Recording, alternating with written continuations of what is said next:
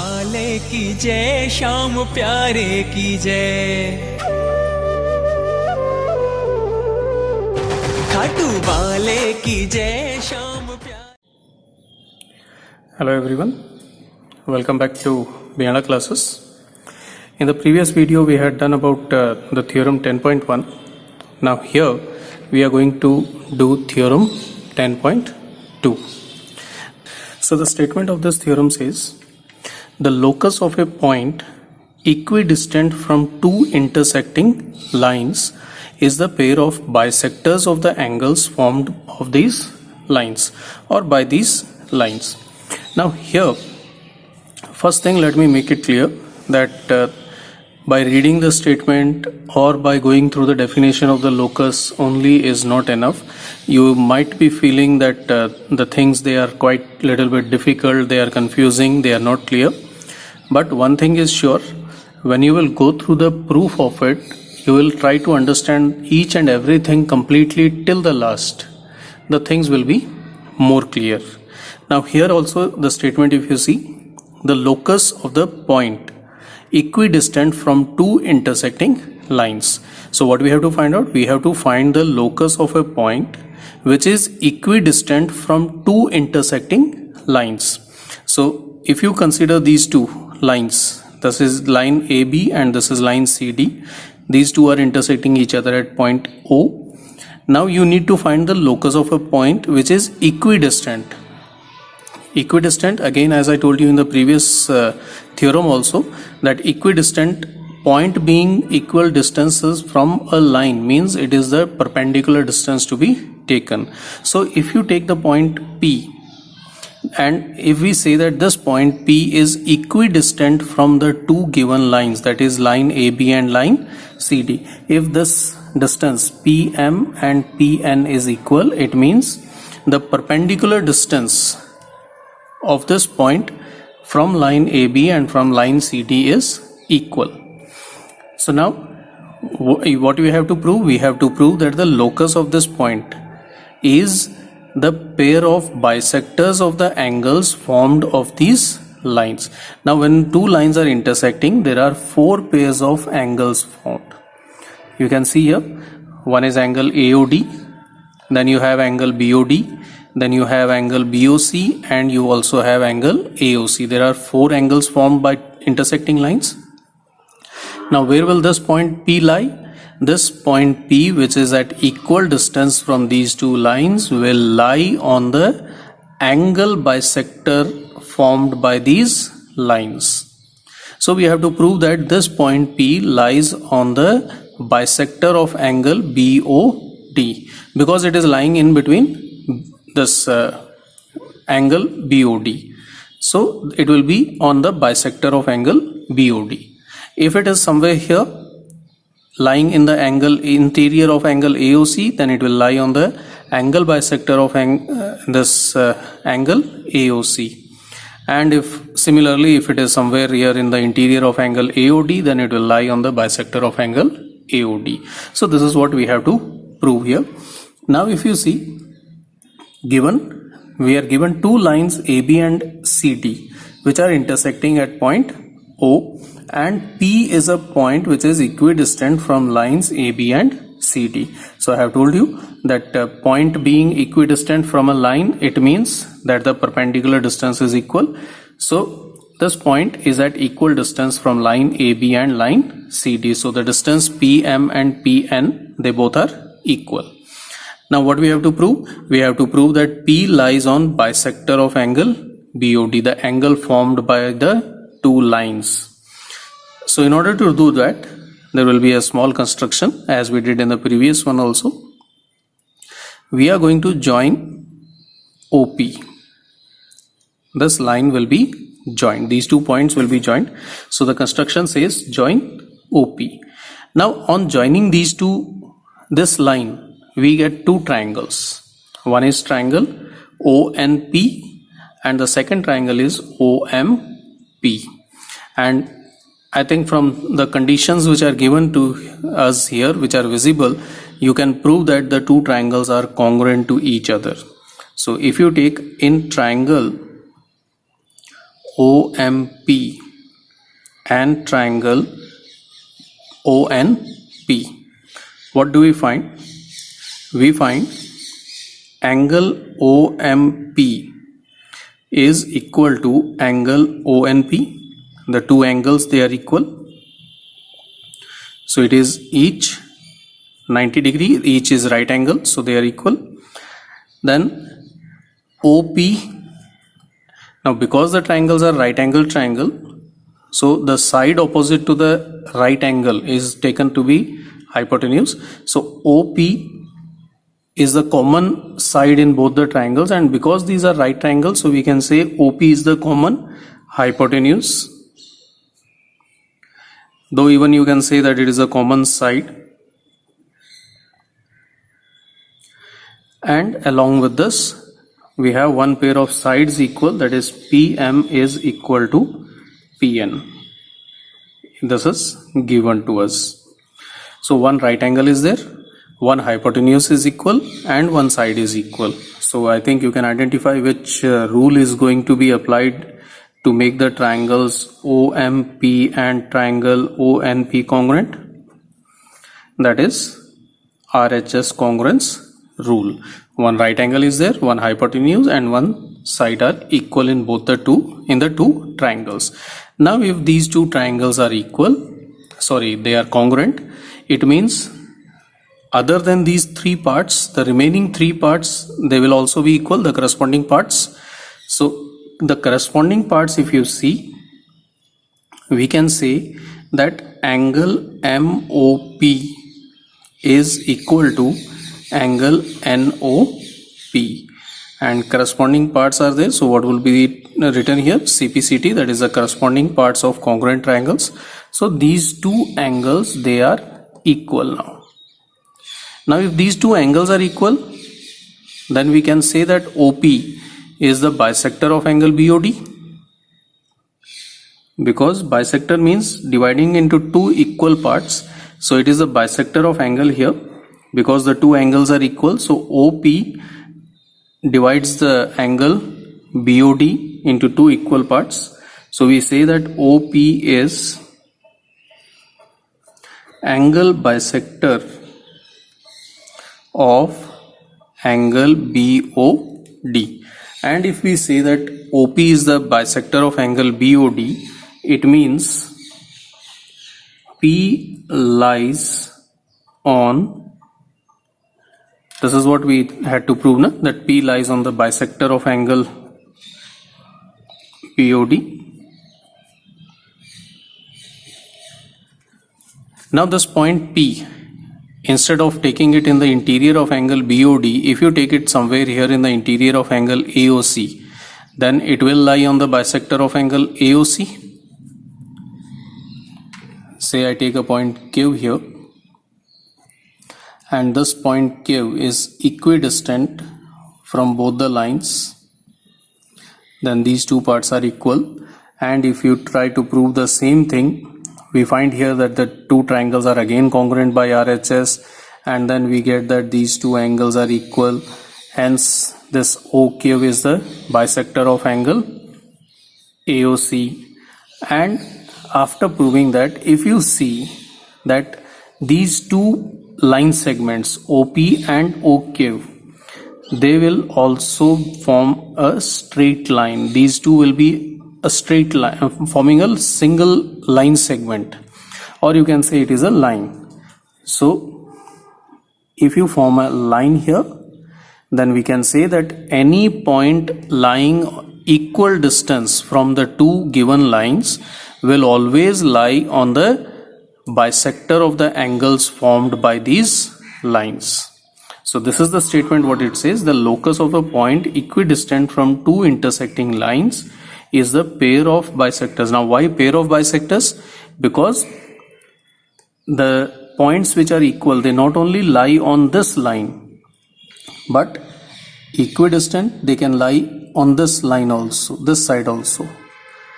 So any point lying here now, which is at equal distance from the lines AB and CD, will again lie on the angle bisector. So there are two angle bisectors, hence it is pair of bisectors.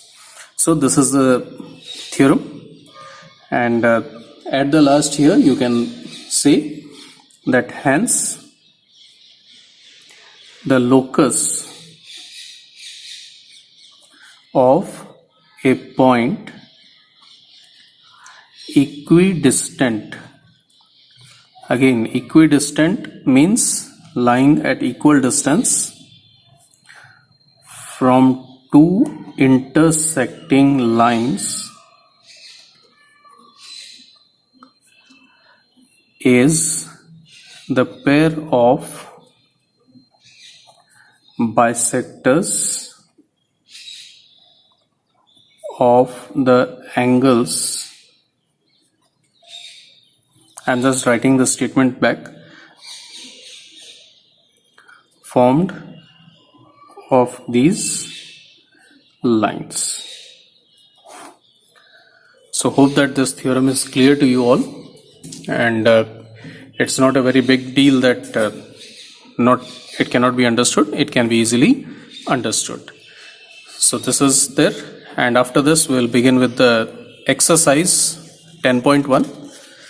So here is the exercise 10.1. Let us do the first question of this exercise. So the first question says, write true or false for the following statements and give justification for your answer. So you have been given 5 different statements. You have to tell whether these statements are true or false, and if true, then it is okay, and if it is false, you have to give the justification. So the first one, it says the set of points equidistant from a given line is a line. So for the first one, if we talk about it, the set of points equidistant from a given line is a line. Now you are given one line. Suppose this is the line given to you. What you need now? You need the set of points which are equidistant from this line. So points which are equidistant from this line will of course form a line. I had given you the example in explaining the basics of this locus, the meaning of the locus. So here it is okay, but what type of lines will these be? It is not only one line, because there, if you remember, one line is given, and if you are taking the points at equal distance, they can be on both the sides.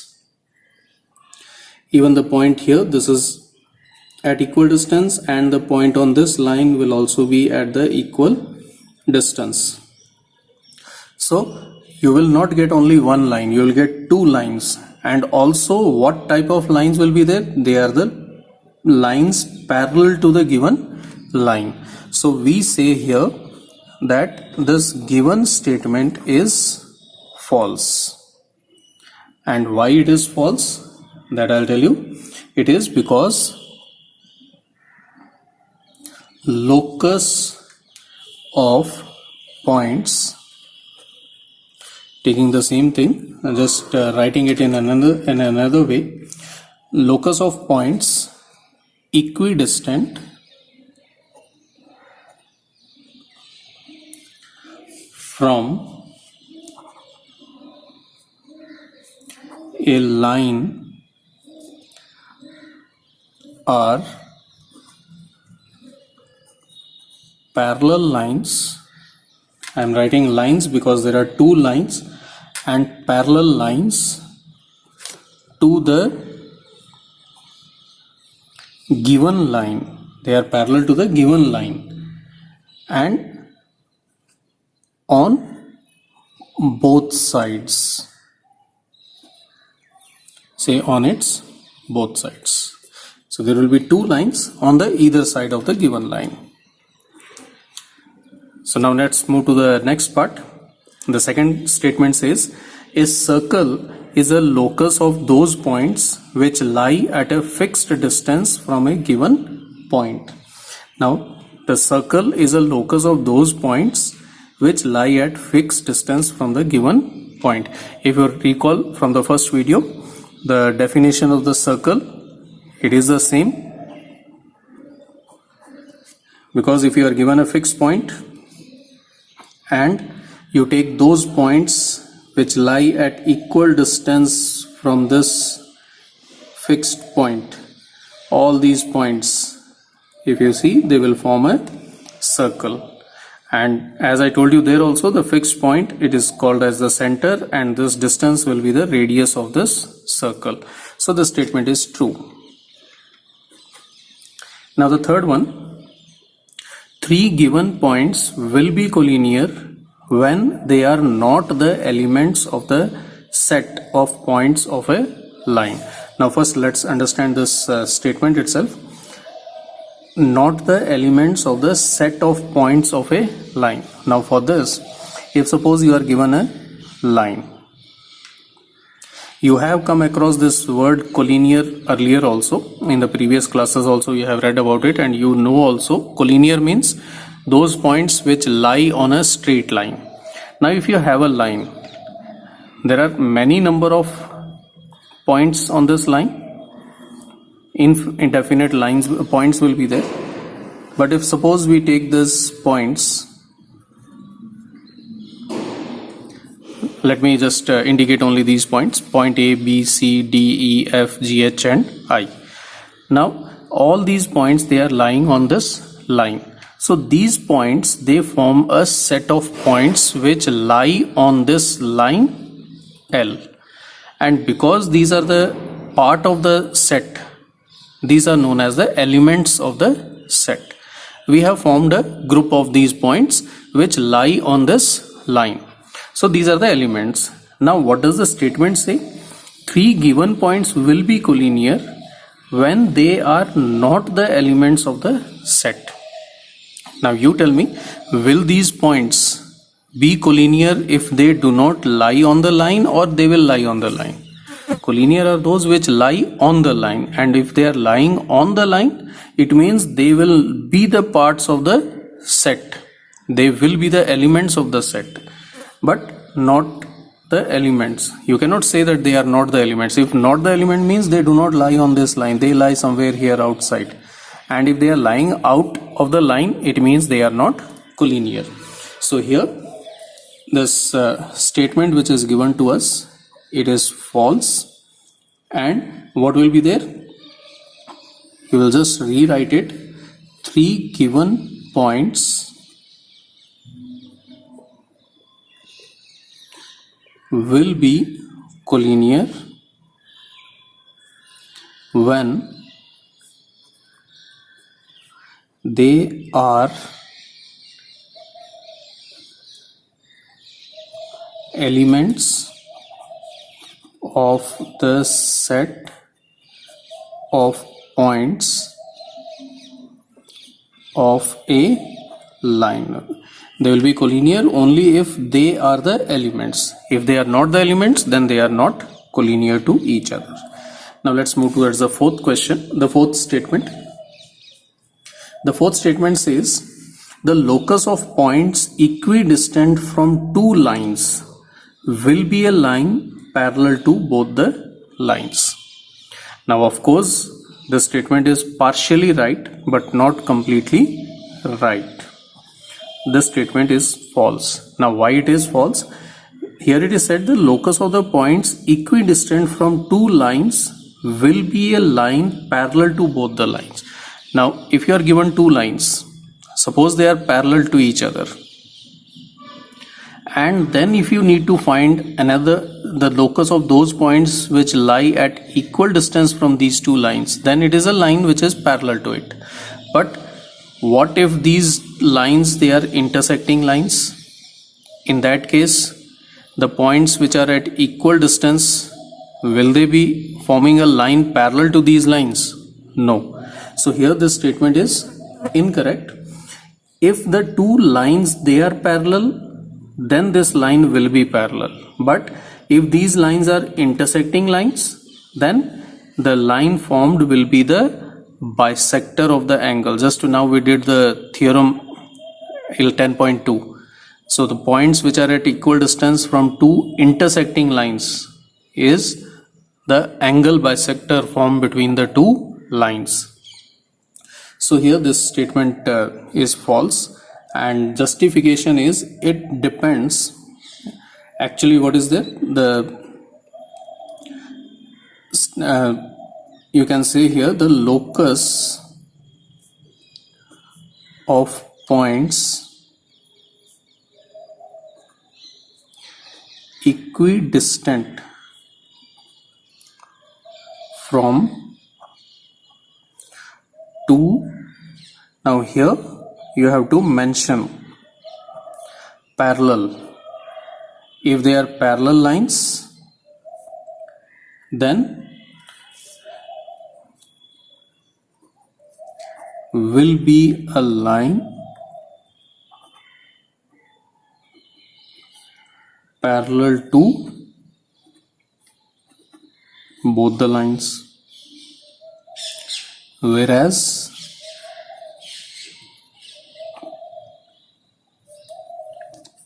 the locus of points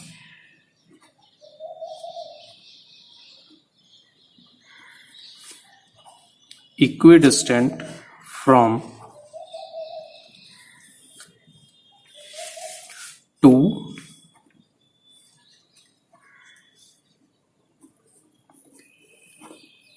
intersecting lines is bisector of angle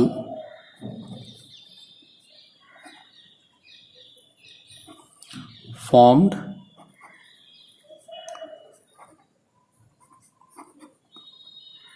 by these lines. So this is there. It depends upon the situation of the two given lines. If the lines are parallel, then the locus will be a line which is parallel to the given them. Otherwise, if the lines are intersecting, then it will be the bisector of angles formed by these lines. Now the last part, the locus of a point equidistant from the given points is the perpendicular bisector of the line joining both the points. If you recall, this is the statement of the theorem 10.1. The locus of point equidistant from given points.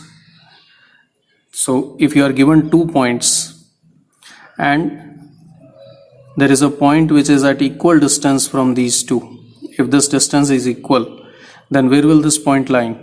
This point will lie on the perpendicular bisector of the line segment joining the two points, the two given points. So hence this statement is true.